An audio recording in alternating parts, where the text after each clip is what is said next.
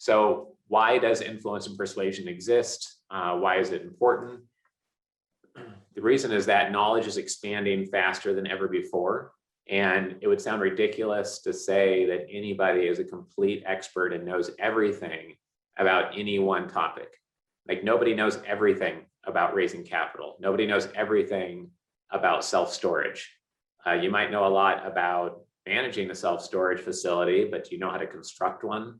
Do you know about how to negotiate the insurance terms on one? Do you know how to do the cost segregation study on one yourself, et cetera? There's all these little channels of knowledge, and the knowledge keeps on growing. So in the 1800s, there was someone called John Stuart Mill who supposedly knew everything about everything. And that was the last person who ever claimed to know that, to have that level of knowledge. Nowadays, there's knowledge expanding so quickly that's not even near possible. There's 400,000 scientific journals published every year. And each scientific journal covers so much that not one person understands everything going on in that scientific journal, probably, unless it's very, very, very specific. So because of that, people need to use shortcuts to survive their day. They need to figure out, they're not going to take apart a Tesla and test the AI and hire independent researchers. They have to go off of social proof. They have to go off of other signs that allow them to buy a book and say, okay, I'm going to buy that book because Richard said it's good. And I look online on Amazon, had a lot of reviews. I've also heard about it from my other friend. So I'm just going to buy it. They're not going to go and spend hours researching whether they should buy that book or car, because there's not enough time in your life to become an expert on things to really know the details. You have to take shortcuts. And that's why influence and persuasion works. The more knowledge there is to consume, the more you have to rely upon shortcuts. And so you think about the busiest investors who don't just see 5 to 7 deals a year, but see 5 to 7 a day, and they see thousands of deals per year. They have to move quickly, and they have to make front-end decisions to clear things out of their way to focus on important investment opportunities. And if you get cleared out of the way before you even have a chance to show them the genuine value you're adding, then you have no hope of ever closing any sophisticated investor who sees a lot of deal flow.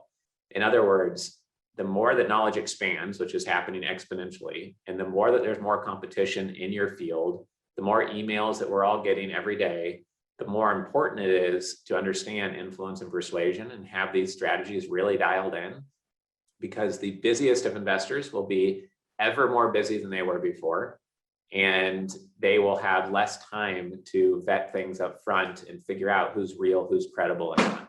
They'll be instantly deciding who's credible versus taking 1 to 2 minutes. So that's really important. Also, your ability to influence somebody else and the timeline of when your pitch really begins is really at the very first interaction and at every interaction.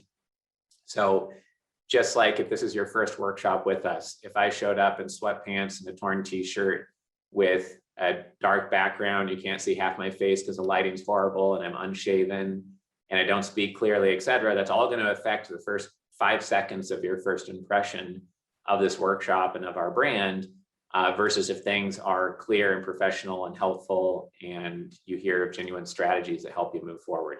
So when you send an email, that first impression on the email signature, does your brand mean something? Do you have a one-liner there? Are there links to your website? Is there a picture of you in your email signature? Does your domain name make sense? Does the subject line of your email grab their attention? Is the email written in a concise way that really talks to their pain or needs? Those are all different things where the due diligence on you has begun and the screening of you has begun just by reading the subject line of your email. And a lot of people don't realize how instant those judgments are made, and then you have no chance because people haven't read your email.